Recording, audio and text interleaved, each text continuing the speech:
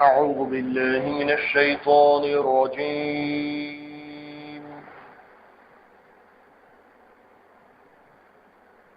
بسم الله الرحمن الرحيم.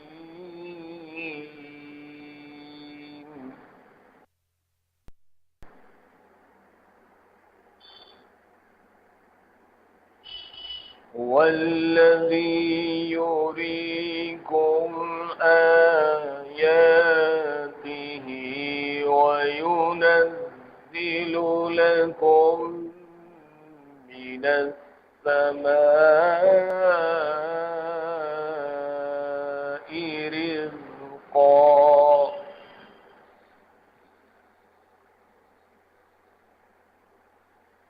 وما يتذكر إلا من ينيب.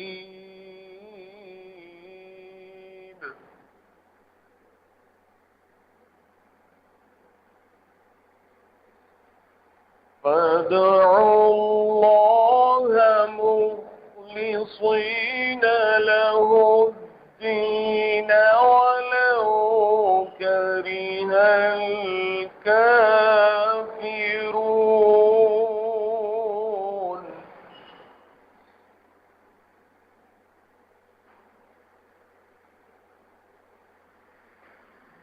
رفيع الدرجات ذو العرش يلقي الروح من أمره على من يشاء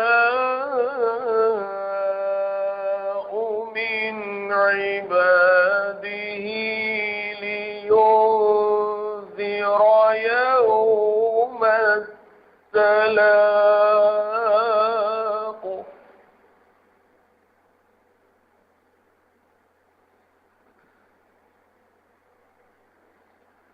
يوم هم بارزون لا يخفى على الله منهم شيء لمن الملك اليوم.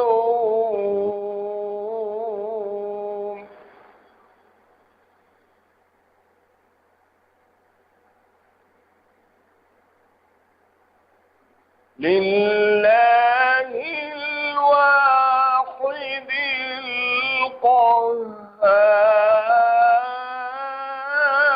القهار.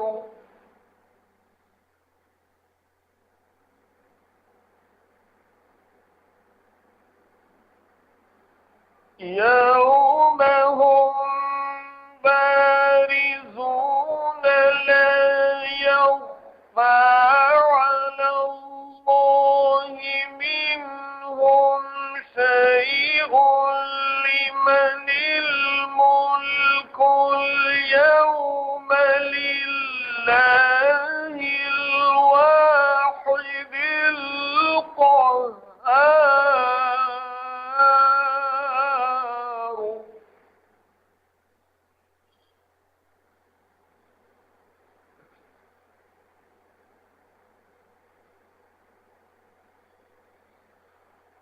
اليوم تجزى كل نفس بما كسبت لا ظلم اليوم إن الله سريع الحساب.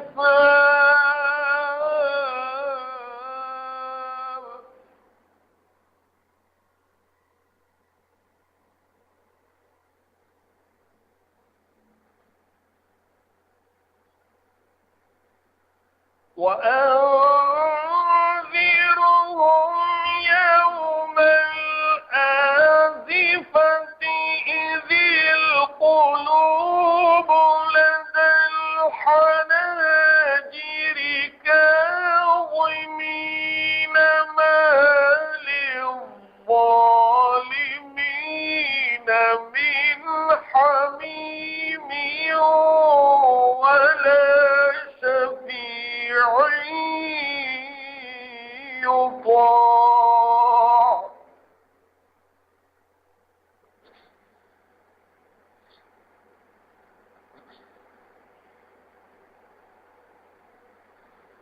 يعلم خائنة الأعين وما تخفي الصدور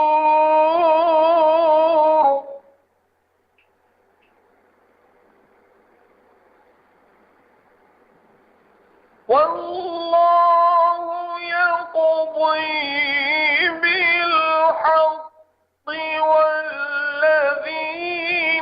يدعون من دونه لا يقضون بشيء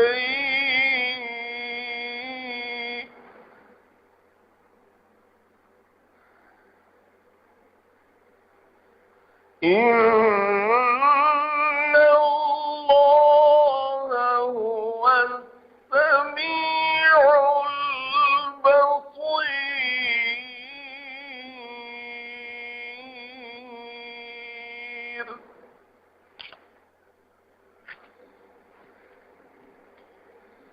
أولم يسيروا في الأرض فينظروا كيف كان عاقبة الذين كانوا من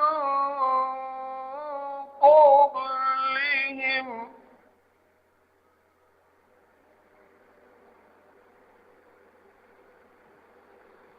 كانوا هم أشد منهم قوة وآثارا في الأرض فأخذهم الله بذنوبهم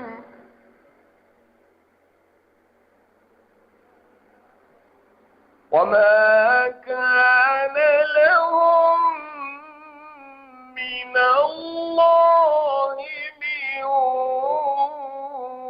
واق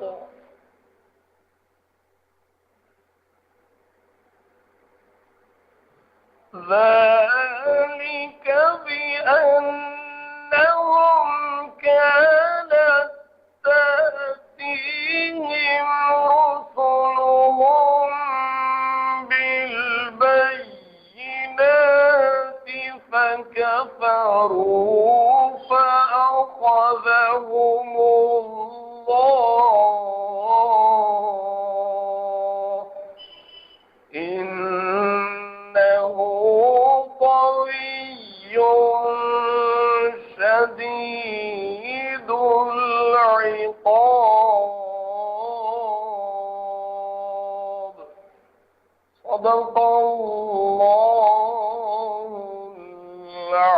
العظيم.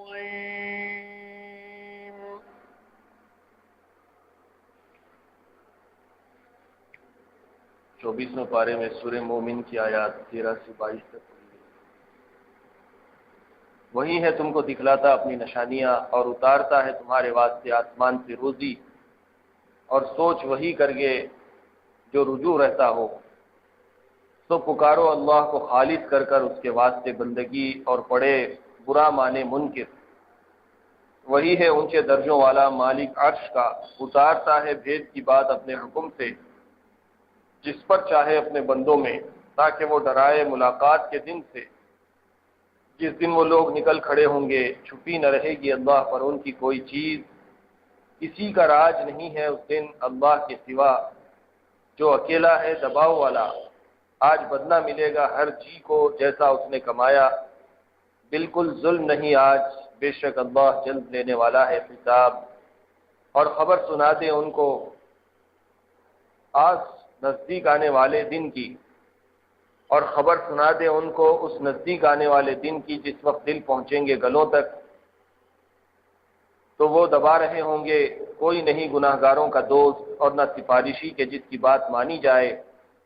वो जानता है चोरी की निगाह और जो कुछ छुपा हुआ है सीनों में, और अल्लाह फैसला करता है इंसाफ से, और जिनको पुकारते हैं उसके सिवा नहीं फैसला करते कुछ भी। بے شک اللہ جو ہے وہی ہے سننے والا دیکھنے والا۔ کیا وہ پھرے نہیں ملک میں کہ دیکھتے انجام کیسا ہوا ان کا جو تھے ان سے پہلے، وہ تھے ان سے سخت دور میں اور نشانیوں میں جو چھوڑ گئے زمین میں، پھر ان کو پکڑا اللہ نے ان کے گناہوں پر، اور نہ ہوا ان کو اللہ سے کوئی بچانے والا۔ یہ اس لیے کہ ان کے پاس آتے تھے ان کے رسول کھلی نشانیاں لے کر، پھر منکر ہو گئے تو ان کو پکڑا اللہ نے، بے شک وہ زور آور ہے سخت عذاب دینے والا۔ وہی ہے جو تم کو اپنی نشانیاں قدرت کی دکھاتا ہے تاکہ تم ان سے توحید پر استدلال کرو، اور وہی ہے آسمان سے تمہارے لیے رزق بھیجتا ہے، یعنی بارش بھیجتا ہے جس سے رزق پیدا ہوتا ہے۔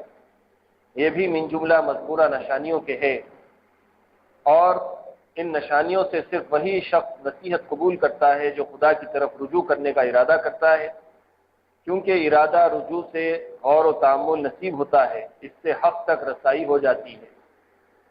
تو جب توحید پر دلائل قائم ہے تو تم لوگ خدا کو خالص اعتقاد کر کے یعنی توحید کے ساتھ پکارو اور مسلمان ہو جاؤ۔ گو کافروں کو ناگوار ہو، اس کی پرواہ نہ کرو، کیونکہ وہ رفیع الدرجات ہے، وہ عرش کا مالک ہے، وہ اپنے بندوں میں سے جس پر چاہے وحی یعنی اپنا حکم بھیجتا ہے تاکہ وہ صاحب وحی لوگوں کو اجتماع کے دن یعنی قیامت کے دن سے ڈرائے، جس دن سب لوگ خدا کے سامنے موجود ہوں گے کہ ان کی بات خدا سے مخفی نہ رہے گی۔ آج کے روز کس کی حکومت ہوگی؟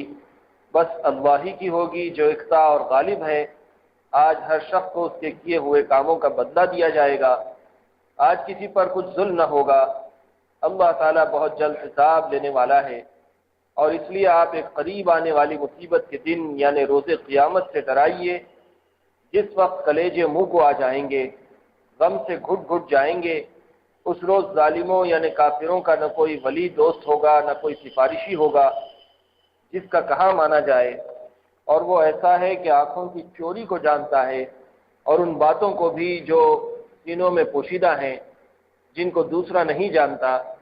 مطلب یہ ہے کہ وہ بندے کے تمام کھلے اور چھپے اعمال سے باخبر ہے جن پر سزا اور جزا موقوف ہے، اور اللہ تعالیٰ ٹھیک ٹھیک فیصلہ کر دے گا۔ اور خدا کے سوا جن کو یہ لوگ پکارا کرتے ہیں وہ کسی طرح کا بھی فیصلہ نہیں کر سکتے، کیونکہ اللہ ہی سب کچھ جاننے والا سب کچھ دیکھنے والا ہے۔ اسی طرح اللہ تعالیٰ تمام صفات کمال سے موصوف اور جھوٹے معبود سب سے عاری ہیں، اس لیے فیصلہ خدا تعالیٰ کے سوا کسی کے بس میں نہیں۔ اور یہ لوگ جو ان واضح دلائل کے بعد بھی انکار کرتے ہیں، تو کیا ان لوگوں نے ملک میں چل پھر کر نہیں دیکھا کہ جو کافر لوگ ان سے پہلے ہو گزرے ہیں، اس کفر کی وجہ سے ان کا کیسا انجام ہوا۔ وہ لوگ قوت اور ان نشانیوں میں جو زمین پر چھوڑ گئے ہیں، مثال کے طور پر عمارات اور باغات وغیرہ، ان موجودین سے بہت زیادہ تھے، سو ان کے گناہوں کی وجہ سے خدا نے ان پر داروگیر فرمائی یعنی عذاب نازل کیا، اور ان کا کوئی خدا سے بچانے والا نہ ہوا۔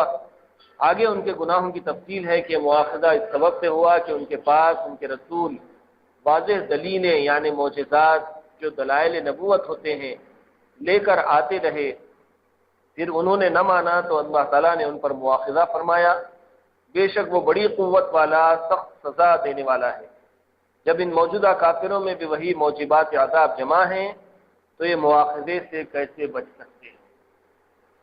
سورہ مومن کی آیات ابتدا ہی سے آپ سماعت کر رہے ہیں کہ اس میں اللہ تعالیٰ نے قیامت اور قیامت کے احوال سے لوگوں کو آگاہ کیا ہے، ڈرایا ہے، تنبیہ کی ہے، وارننگ دی ہے کہ وہ قیامت کا منظر کیسا خطرناک ہوگا۔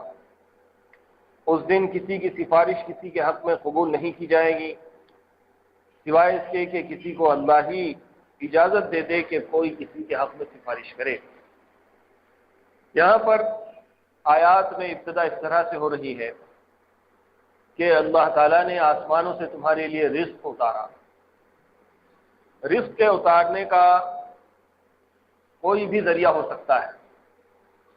پہلی بات تو یہ ہے کہ جو کچھ بھی انسان کو رزق ملتا ہے وہ آسمان سے اترتا ہے۔ تو کیا یہ رزق اشیاء کی شکل میں، چیزوں کی شکل میں آسمان سے اترتا ہے؟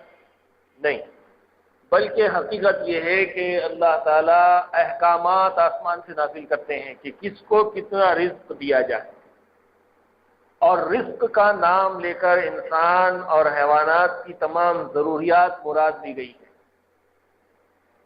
رزق صرف کھانے کی چیز کو نہیں کہتے، بلکہ زندگی میں جن جن چیزوں کے استعمال کی ضرورت پڑتی ہے وہ سب رزق میں داخل ہے۔ جیسے ہم دنیا میں بھی کسی کے بارے میں کہتے ہیں کہ سب پیسہ کھا گیا، یہ پیسہ کھانے سے مطلب کیا ہے؟ کیا وہ پیسے کھا رہا ہے؟ نہیں، پیسے نہیں کھا رہا۔ کیا وہ پیسوں سے صرف کھانے کی چیزیں لے کر کھا رہا ہے؟ جی نہیں، بلکہ کھا جانے کا مطلب یہ لیا جاتا ہے کہ اس نے پیسے کو اپنے ذاتی استعمال میں لے لیا۔ وہ حالانکہ پیسے سے کھانا بھی کھایا ہوگا، کپڑا بھی پہن رہا ہوگا، جائیداد بھی خریدا ہوگا، رہنے اور استعمال کرنے کے سامان بھی اس نے خریدے ہیں، سواریاں بھی وہ استعمال کر رہا ہے۔ جو جو چیز وہ برت رہا ہے وہ سب کے معنی ہم یہ لیتے ہیں کہ اس نے پیسہ کھا گیا۔ جس طرح کھا گیا سے مراد ہر استعمال کی چیز ہے جو اپنے ذاتی استعمال میں لا رہا ہے، اسی طرح یہاں پر بھی رزق لکم کا مطلب یہ ہے کہ تمہارے لیے رزق اللہ نے آسمان سے نازل کیا، تو تمہاری استعمال کی تمام چیزیں جو تم کو مل رہی ہیں وہ سب اللہ کے حکم سے مل رہی ہیں جو اس نے آسمان سے نازل کیا۔ یعنی حکم، احکام، آرڈر وہ اللہ کی طرف سے آسمان سے نازل ہو رہے ہیں۔ ایک مطلب یہ، اور دوسرا مطلب یہ ہے کہ آسمان سے پانی برستا ہے۔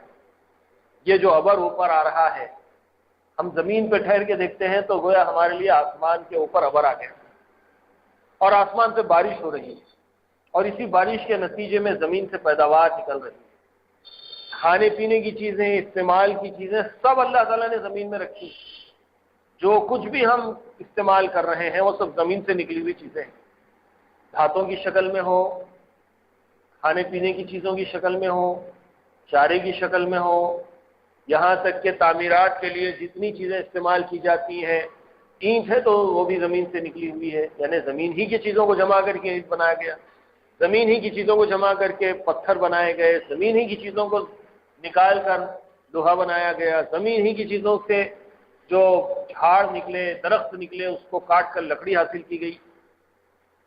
اور کیا جائے تو پتہ چلتا ہے کہ جس طرح انسان کو اللہ تعالیٰ نے زمین میں مٹی سے پیدا کر کے آباد کیا ہے، تو انسان کی استعمال کی ضروریات کی ساری چیزیں اسی زمین میں اللہ نے رکھی، اور زمین سے یہ سب چیزیں اسی وقت نکلتی ہیں جب آسمان سے بارش ہوتی ہے۔ تو آسمان سے رزق برسانے کا مطلب ایک یہ ہے کہ آسمان سے احکامات نازل ہوتے ہیں اور آسمان سے پانی برستا ہے۔ هو الذی یریکم آیاتہ وینزل لکم من السماء رزقا، اس نے اپنے آیات کی طرف متوجہ کیا ہے، اپنی نشانیوں کو دیکھنے کا حکم دیا ہے، جو آسمان سے پانی برساتا ہے، تمہارے لیے رزق نازل کرتا ہے۔ وما یتذکر الا من ینیب، لیکن یہ سب نصیحت کی باتیں کوئی قبول نہیں کرتے سوائے ان لوگوں کے جو اللہ کی طرف رجوع کرنے والے ہوتے ہیں، اللہ کی طرف پلٹنے والے ہوتے ہیں، وہی ان چیزوں سے نصیحت حاصل کرتے ہیں۔ فادعوا اللہ مخلصین لہ الدین ولو کرہ الکافرون، تو پھر اللہ ہی کو پکارو خالص ہو کر، اسی کو پکارو، چاہے اللہ کو پکارنا کافروں کو کتنا ہی ناگوار کیوں نہ ہو۔ جب ہم اللہ کو پکارتے ہیں تو جو لوگ اپنے عقیدے میں شرک رکھتے ہیں ان کو بڑا ناگوار دکھتا ہے، ارے اللہ کو پکار رہے، ان کو نہیں پکار رہے، ان کو نہیں پکار رہے، اللہ کو پکار رہے، تو ناگوار گزرتا ہے۔ اس لیے اللہ تعالیٰ نے فرمایا وَلَوْ كَرِهَ الْكَافِرُونَ، کافروں کو کتنا ہی ناگوار کیوں نہ گزرے، صرف اللہ کو پکارو اکیلے ہو کر۔ رفیع الدرجات ذو العرش یلقی الروح من امرہ علی من یشاء من عبادہ لینذر یوم التلاق، اللہ تعالیٰ کے بہت اونچے درجے ہیں۔ ذو العرش، وہ عرش کا مالک ہے۔ یلقی الروح من امرہ علی من یشاء، اپنے بندوں میں سے جس پر چاہتا ہے فرشتوں کو نازل کرتا ہے اور فرشتوں کے ذریعے سے احکامات روانہ کرتا ہے تاکہ وہ لوگ بندوں کو ملاقات کے دن سے ڈرائیں۔ لینذر یوم الطلاق، یہ طلاق تے سے ہے، تو اس سے طلاق جدائی، سے طلاق ملاقات. یوم الطلاق کا مطلب ہے کہ انسان کی ملاقات ہوگی اللہ سے قیامت کے دن. اور پیغمبروں کا کام یہ ہے کہ جو احکامات ان کے پاس اللہ کی طرف سے آتے ہیں تو وہ بندوں کو یوم الطلاق سے ڈراتے ہیں، ملاقات کے دن سے ڈراتے ہیں کہ دیکھو تم کو اللہ سے ملاقات کرنا ہے. یوم ہم بارزون لا یخفی علی اللہ منہم شیء، جس دن وہ لوگ نکل کھڑے ہوں گے، یعنی قیامت برپا ہو جائے گی، لوگوں کو اپنی قبروں سے اٹھا دیا جائے گا. لا یخفی علی اللہ منہم شیء، اللہ کے سامنے کوئی چیز چھپی ہوئی نہیں ہوگی. لمن الملک اليوم، آج کس کی بادشاہت ہے؟ للہ الواحد القہار، آج اللہ زبردست اکیلے کی بادشاہت ہے. الیوم تجزا کل نفس بما کسبت، آج کا دن وہ ہے جس دن ہر جاندار کو، ہر نفس کو، ہر جی کو اس کے اعمال کا بدلہ دیا جائے گا. لا ظلم اليوم، آج کسی کے اوپر ظلم نہیں کیا جائے گا. ان اللہ سریع الحساب، بہت جلد اللہ تعالیٰ حساب لینے والا ہے.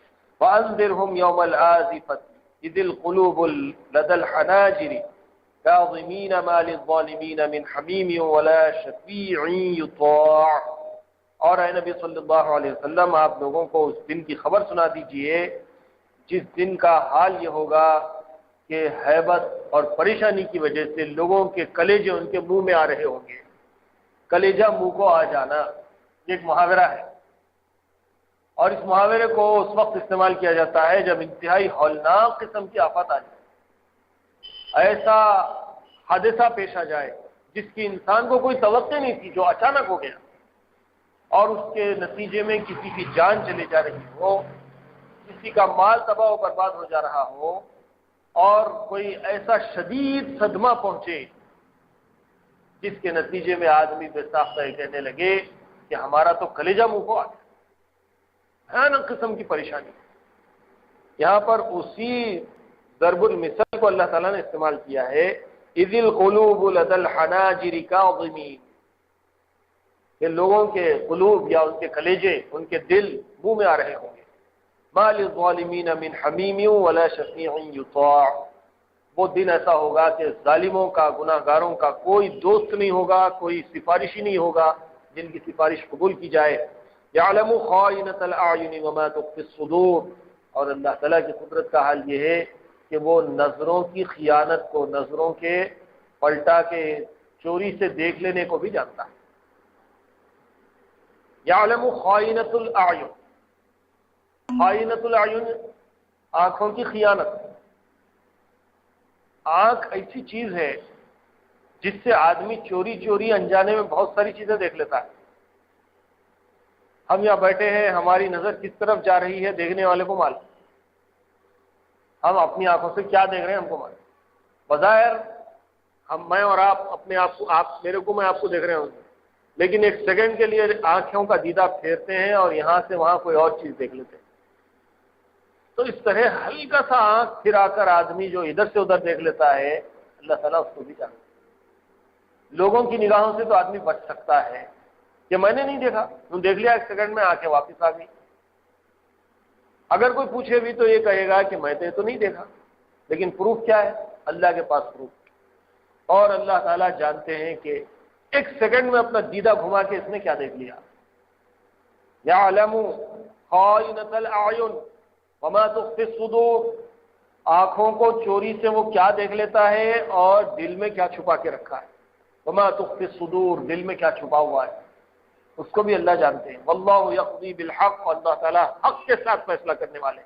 والذین یدعون من دونہ لا یقضون بشیء، اللہ کو چھوڑ کر لوگ دوسروں کو جو پکارتے ہیں تو وہ لوگ کوئی فیصلہ نہیں کر سکتے، ان کے پاس فیصلے کی طاقت نہیں ہے.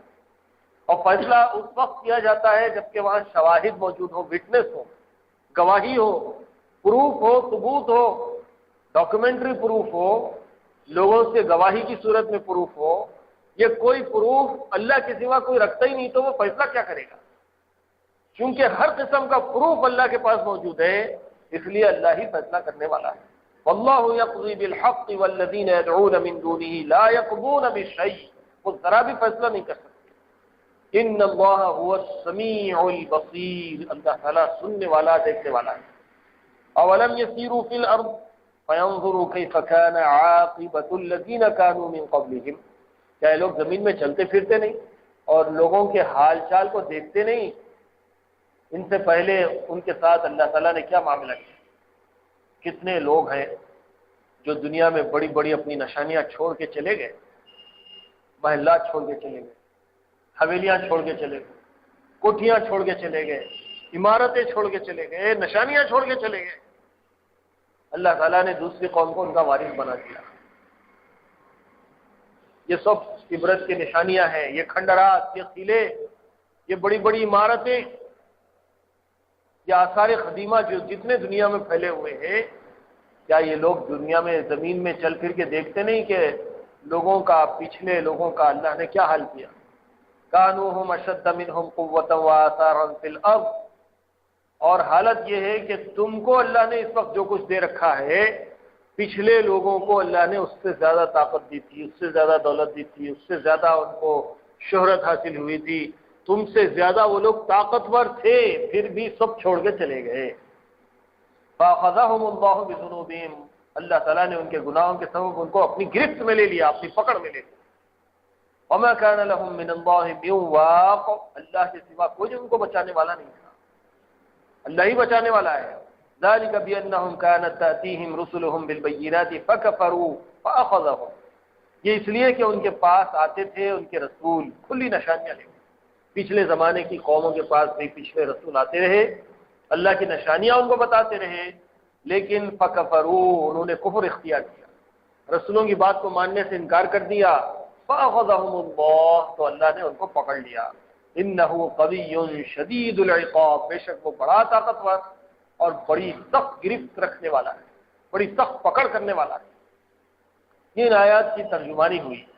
حقیقت تو یہ ہے کہ قرآن مجید جو اللہ کا کلام ہے، اس کے تمام تر تفسیر کو سمجھ لینا، بیان کر دینا ممکن نہیں۔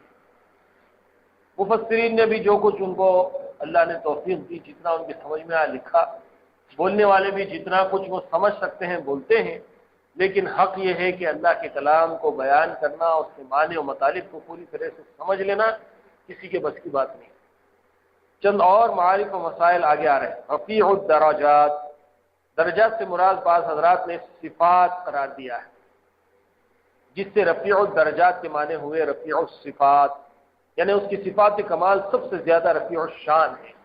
اللہ تعالیٰ کے بارے میں خود اللہ تعالیٰ نے فرمایا کہ اللہ کی ذات رفیع الدرجات، درجات ذو العرش، بڑے مرتبے والا، بلند درجوں والا ہے۔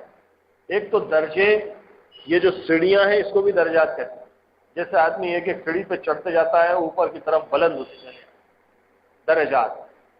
یا پھر آپ کوئی سروس وغیرہ میں ہے تو پروموشن، پہلے ایک لیول پہ تھے، اس کے بعد پروموشن مل کے اونچے لیول پہ چلے، پھر اور پروموشن ملا اور اونچے لیول پہ چلے گئے۔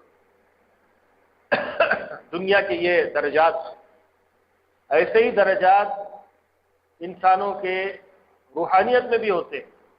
کوئی آدمی صالح ہے، نیک ہے، اس کے بعد وہ نیکی کے درجات کو طے کرتے کرتے اللہ کا ولی بن جاتا ہے، اللہ والا بن جاتا ہے، اور ولایت کے درجات بے شمار ہیں، وہ بلندی کی منزلوں کو طے کرتا چلا جاتا ہے۔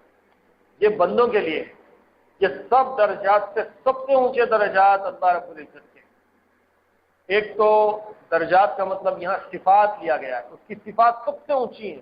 صفات بول دو کوالٹیز، اللہ کی کوالٹیز جو ہیں، اس کے جو خصوصیات ہیں وہ سب سے اونچے ہیں، سب سے بڑی صفات رکھنے والی ذات ہے۔ پھر یہ ہے کہ بلندی کو اگر مراد لیا جائے تو اللہ کی ذات سب سے بلند ہے۔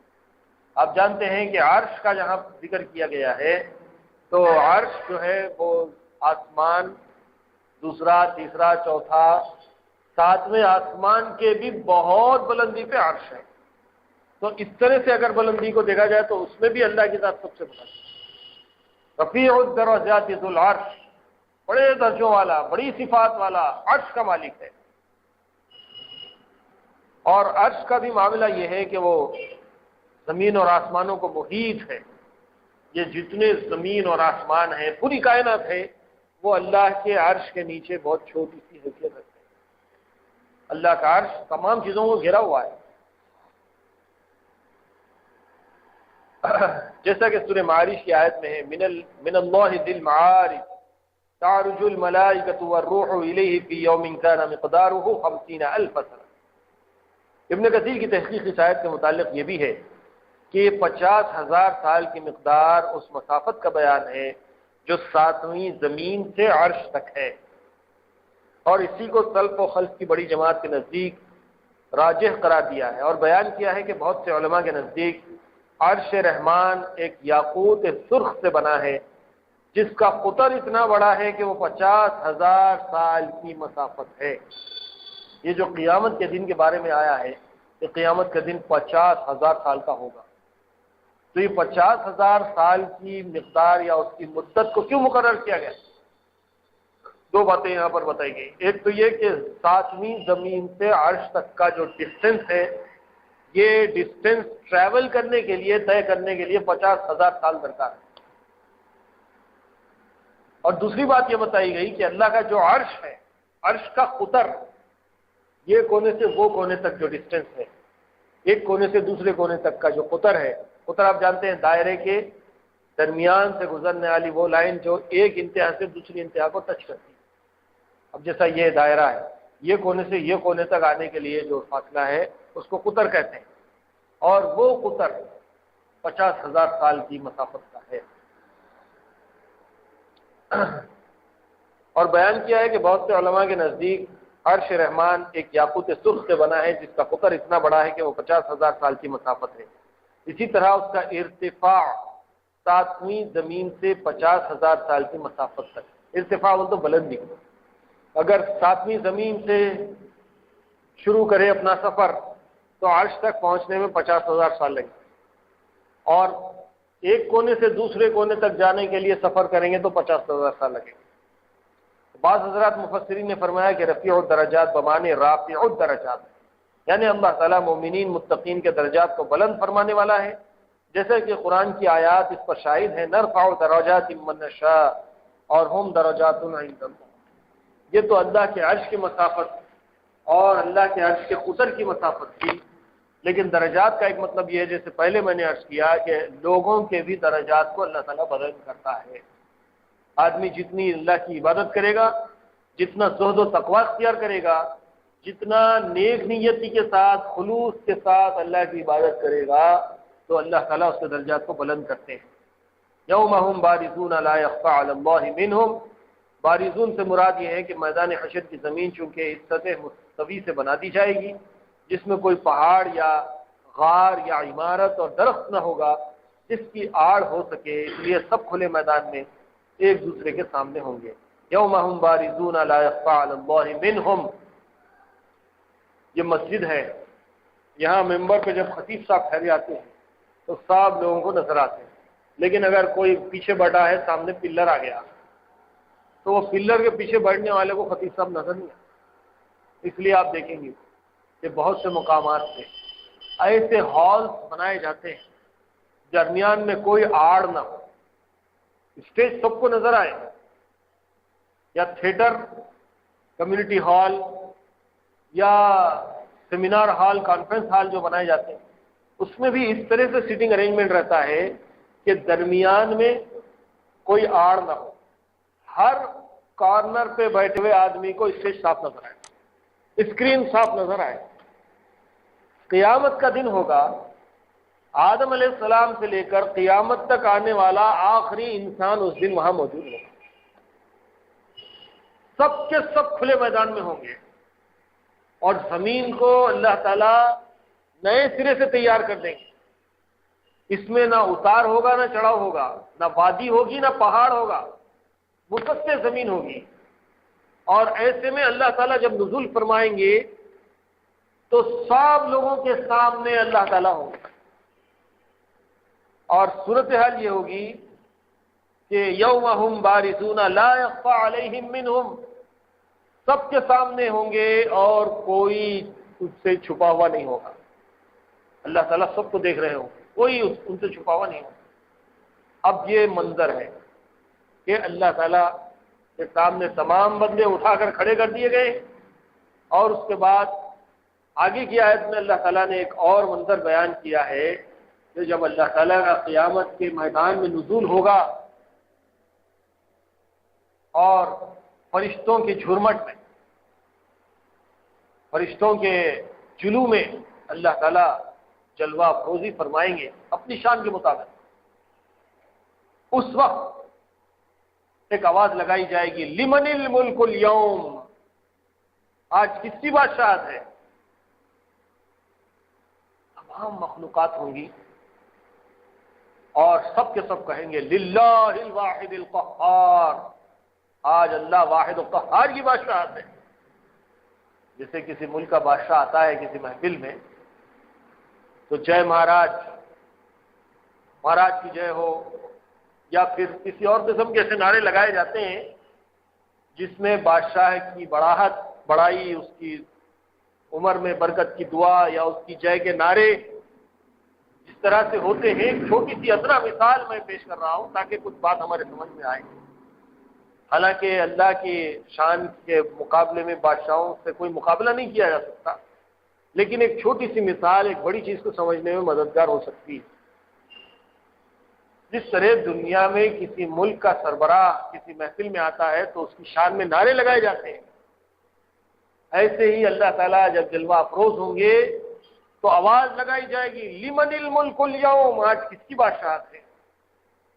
دنیا کے بادشاہ ہوں گے، فرعون ہوگا، حامان ہوگا، نمرود ہوگا، پھر اس کے بعد کے زمانے کے ہزاروں لاکھوں بادشاہ ہوں گے، سربراہان مملکت ہوں گے، ملکوں کے سربراہ ہوں گے اپنے اپنے زمانے کے، وہ سب ہوں گے وہاں پر، اور ان سب کے سامنے اب آواز لگائی جائے گی، تم کو بھی اپنی بادشاہی پیاری تھی، تم کو بھی اپنی صدارت پیاری تھی، تم کو بھی اپنی پرائم منسٹری پیاری تھی، تم فلاں ملک کے تھے، تم فلاں ملک کے تھے، تم فلاں علاقے کے تھے، فلاں قوم کے تھے، فلاں زمانے کے تھے، تمہاری بھی بادشاہتیں تھی دنیا میں، سب ختم ہو گئیں، آج کس کی بادشاہت؟ لمن الملک اليوم۔ تو سب کے سب جو اہل ایمان ہوں گے وہ تو جوش میں نعرے لگائے، للہ الواحد القہار، آج اللہ واحد و قہار کی بادشاہت۔ اور جو کافر ہوں گے، جیسے کوئی الیکشن میں ایک پارٹی جیت گئی تو جیتنے والے تو جوش سے نعرے لگاتے ہیں، اور ایک پارٹی ہار گئی، ہارنے والوں کو بھی ہار ماننا ہی پڑتا، اور لوگ بھی بادل ناخواستہ نیچے منڈی ڈالنے کے آ کے مبارکباد دیتے۔ تو کافر بھی نعرے میں شامل ہوں گے، وہ بھی بادل ناخواستہ خاموشی سے کہیں گے للہ الواحد القہار، آج اللہ واحد القہار کی بادشاہ۔ ایک تو یہ منظر، اور دوسرا منظر احادیث میں یہ بھی بیان کیا گیا کہ ایک وقت یہ آواز اس وقت لگائی جائے گی جبکہ نفخہ ثانی ہوگا۔ نفخہ ثانی مطلب دوسری مرتبہ سور پھونکا گیا اور سب لوگ جمع ہو گئے، اب آواز لگائی گئی، اللہ تعالیٰ جلو فرمائے اور سب کے سامنے آواز لگائی گئی تو سب نے بائک زبان ہو کر کہا للہ الواحد القہار۔ ایک وقت یہ نعرہ، یہ آواز، یہ ندا اس وقت لگائی جائے گی جبکہ نفخہ اولا ہوگا۔ نفخہ اولا کا اثر یہ ہوگا کہ جب قیامت کا سور پھونکا جائے گا تو تمام زندہ مر جائیں گے، جاندار، انسان، حیوان سب مر جائیں گے، کوئی باقی نہیں رہے گا۔ یہاں تک کہ ایک وقت ایسا آئے گا کہ اللہ کے بڑے بڑے فرشتوں کو بھی اللہ تعالیٰ موت کی نیند سلا دے۔ اس سے پہلے بھی یہ بات میں نے عرض کی کہ ایک وقت ایسا آئے گا کہ ملک الموت کو بھی موت آ جائے، موت کا فرشتہ بھی مر جائے گا، کوئی نہیں ہوگا اللہ کی ذات کے سوا۔ اور پھر اس وقت خود اللہ تعالیٰ آواز لگائیں، لمن الملک اليوم، آج کس کی بادشاہ پہ سب سو گئے بیٹھے، کوئی باقی نہیں۔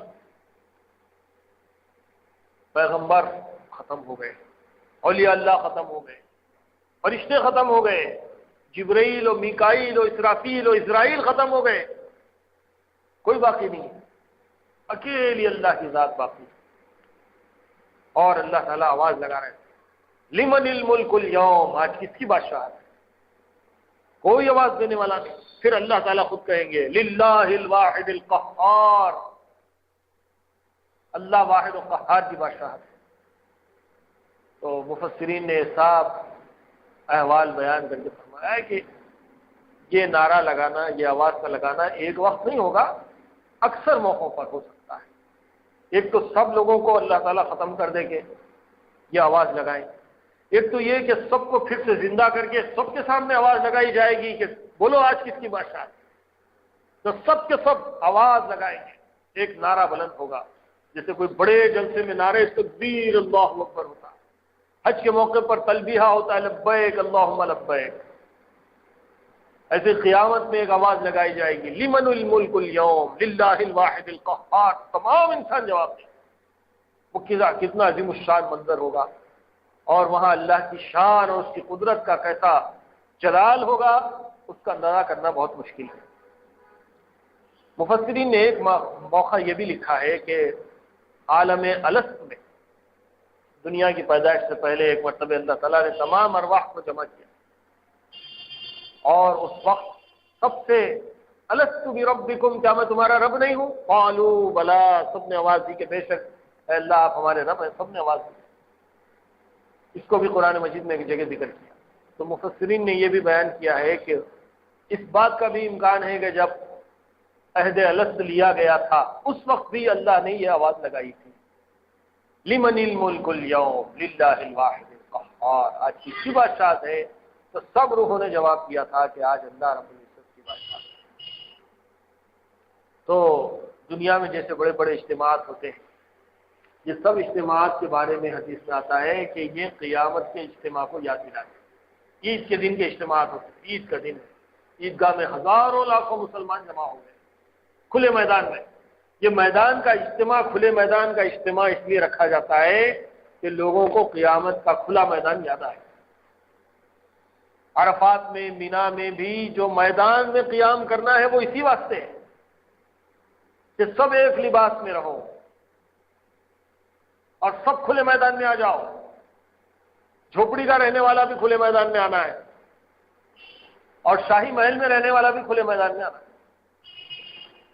درمیان میں ایک زمانے میں حکومت سعودی عرب یہ چاہتی تھی کہ ہر سال کا اجتماع ہے بھئی، خالی ٹینٹ لگانے اکھاڑنے میں کروڑوں روپیہ خرچ ہو رہا، کیوں نہ ایک مستقل عمارت تعمیر کر دی جائے، پورے میدانوں پہ چھت ڈال کے چھوڑ دو اسی کسی، تب تک کہ یہ ٹینٹا لگاؤ نکالو لگاؤ نکالو۔ علماء نے اجازت نہیں دی اور کہا کہ سنت یہی ہے کہ میدان میں جمع ہو، اس کا مقصد یہ ہے کہ قیامت کا میدان لوگوں کو یاد آئے، اور ایک ہی لباس میں سب آ جانا، امیر ہو غریب ہو، فقیر ہو کالا ہو گورا ہو عجمی ہو عربی ہو، آزاد ہو غلام ہو عورت ہو مرد ہو، لاکھوں کا لباس پہنتے ہوں گے اپنے مقامات پر، لیکن اب احرام میں سب ایک ہی لباس ہے، سب کھلے میدان میں، آسمان کے نیچے زمین کے اوپر۔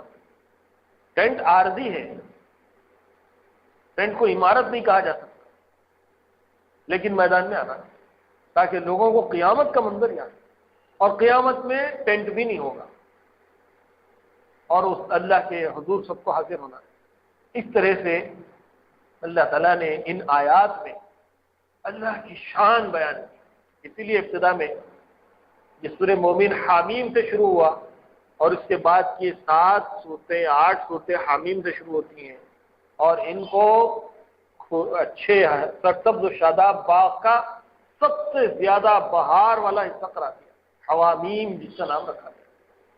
یہ پورا قرآن ایک کھلے اچھے خوبصورت باغ کی طرح سے، ہر جگہ ہریالی ہے، ہر جگہ بہار ہی بہار ہے، لیکن آدمی سیر کرتے کرتے جب ان حوامیم پہ آتا ہے تو باغ کا سب سے زیادہ خوبصورت حصہ ہے، اس میں قیامت کا، اللہ کی شان کا اور آخرت کا ایسا منظر بیان کیا گیا ہے کہ آدمی کا ایمان بہت زیادہ تازہ ہو جاتا ہے۔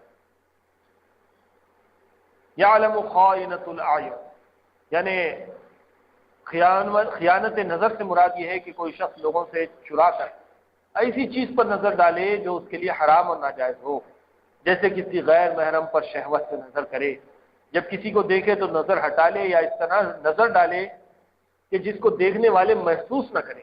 اللہ تعالیٰ کے نزدیک یہ سب چیزیں ظاہر ہیں، کسی سے نہیں بنتی، دور سے دیکھ لیا آ رہا، اس کے ہم نظر پھیر لی، اس کو نہیں معلوم آپ دیکھ لیا، کوئی پوچھے بھی تو بولے کیا ہے کہ آیا ہوں گا میں تو نہیں دیکھا، حالانکہ دیکھ لیا، انہیں بھی دیکھ لیا دور سے، ارے واٹ بیٹھے ہیں، ادھر پلٹ گیا، اس سے بھی پوچھے جا کے ارے فلاں صاحب تمہارے دوست آئے ہوں گے میں نہیں دیکھا، حالانکہ دیکھ لیا۔ یہ ہوتا ہے دنیا میں، اسی طرح غیر محرم پہ نظر ڈالنا، خوبصورت عورت ہے، لڑکی ہے، کچھ بھی ہے، نہیں دیکھنا ہے معلوم ہے، لیکن پھر بھی ہلو یوں نظر چرا کے دیکھنی ہے اور اپنے دل کو تسلی دے رہے میں تو نہیں دیکھا، ایک نظر پڑی تھی ہٹا لی. لیکن یہ خیانت نظر، خیانت اعین، اللہ تعالیٰ اس سے واقف ہے. سب کو انسان دھوکہ دے سکتا ہے، اللہ کو دھوکہ نہیں دے سکتا. اپنے نفس کو بھی انسان دھوکہ دے سکتا ہے، اللہ کو دھوکہ نہیں دے سکتا. یہ سب ایسی باتیں ہیں جو آدمی کے ایمان کو تازہ کرتی ہیں.